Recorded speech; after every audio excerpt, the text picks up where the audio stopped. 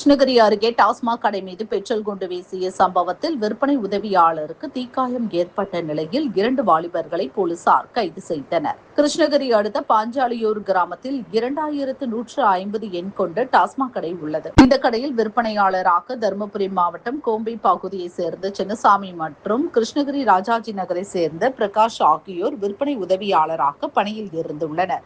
அப்போது கிருஷ்ணகிரி அடுத்த மேல்சோமார்பேட்டையை சேர்ந்த சத்தியமூர்த்தி லைன் கொள்ளையை சேர்ந்த திருமால் ஆகிய இருவரும் அந்த கடைக்கு வந்து விற்பனையாளரிடம் 30 ரூபாய் குறைவாக கொடுத்து 30 ரூபாயை அடுத்த முறை வரும்போது கொடுப்பதாக கூறிவிட்டு சென்றுள்ளனர். பின்னர் சிறிது நேரம் கழித்து வந்த அவர்கள் மீண்டும் 40 ரூபாயை குறைவாக கொடுத்து ஒரு பீர் பாட்டில் கேட்டுள்ளனர். அதற்கு விற்பனையாளர் ஏற்கனவே 30 ரூபாய் குறைவாக கொடுத்துள்ளீர்கள், மீண்டும் 40 ரூபாய் குறைவாக கொடுத்தால் எப்படி என கேட்டுள்ளார்.